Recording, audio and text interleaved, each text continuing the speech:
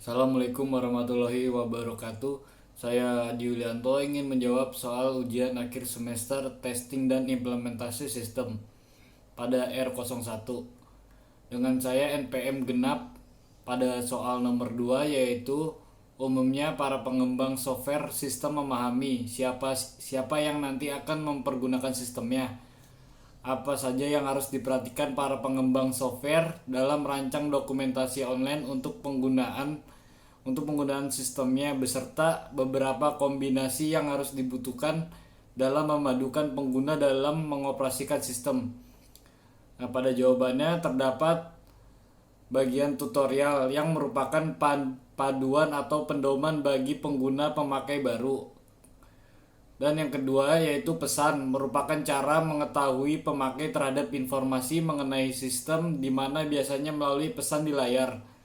Lalu bagian ketiga yaitu menu, yaitu merupakan suatu metode yang digunakan untuk pengguna agar dapat memahami suatu fungsi yang ada pada suatu aplikasi, biasanya secara visual. Lalu bagian icon merupakan suatu teknik dalam mengakses atau membuka sistem secara cepat tanpa perlu drill down ke dalam sebuah subfolder. Lalu bagian fasilitas help merupakan layar rekapitulasi perintah sederhana yang secara serentak menjabarkan semua perintah program sampai berupa help yang berfungsi konteks spesifik dan diagnostik yang didasarnya pada pemakai saat itu berada pada sistem yang dilakukan saat help itu diminta. Yaitu bagian shortcut merupakan suatu metode di mana pengguna dapat mengakses perintah tanpa melalui sebagian besar atau semua interface menu. Lalu bagian referensi online merupakan manual yang disajikan di dalam sistem atau aplikasi.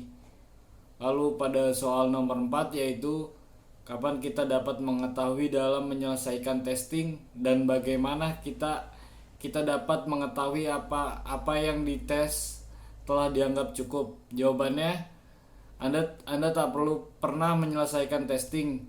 Cara yang sederhana adalah memindahkan tanggung jawab testing dari Anda perekayasa software ke pelanggan Anda. Jadi setiap waktu pelanggan atau pengguna mengeksekusi suatu program komputer, maka program telah dites. Karena hal ini dibutuhkan adanya aktivitas lain dari SQA. Lalu pada soal nomor 4 yaitu apa saja yang perlu disiapkan oleh pengembang sistem ketika kegiatan diseminasi dan implementasi sistem untuk membantu pengguna aplikasi agar terkesan sistem yang dibangun easy to use dan user friendly. Jawabannya terdapat 3 bagian, yaitu membuat rencana implementasi terdiri dari rencana functional test, rencana data conversion, rencana system cutover, rencana training user. Lalu bagian keduanya membuat diagram rencana implementasi, dan bagian ketiga yang menyiapkan tempat, dan bagian keempatnya pelatihan yang memiliki topik penggunaan sistem, konsep umum komputer, konsep sistem informasi, konsep pengorganisasian, manajemen, dan instalasi sistem.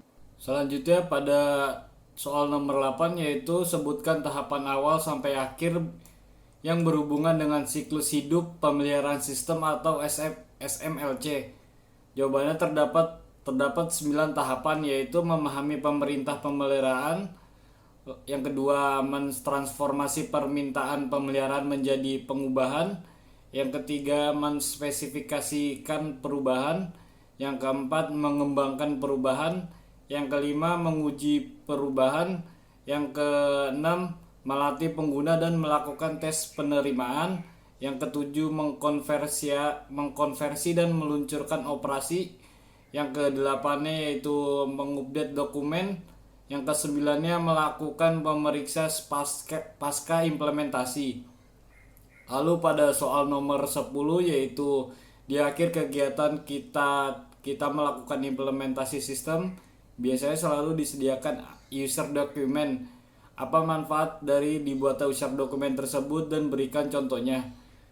Jawabannya, manfaatnya untuk memudahkan user dalam melakukan pengoperasian sebuah sistem tersebut yang akan nantinya dilakukan pengoperasian. Lalu yang kedua, manfaat keduanya yaitu memudahkan user dalam mengetahui bagaimana cara menggunakan sistem tersebut.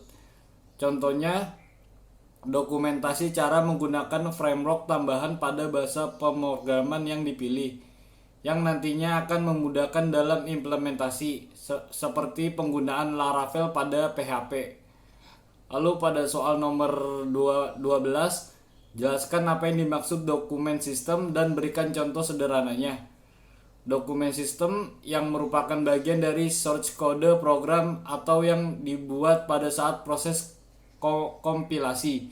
Contohnya pembuatan program dengan mengetik kode baris per baris untuk membuat sebuah program yang nantinya dari program tersebut terjadi dan terbentuk dalam sebuah aplikasi.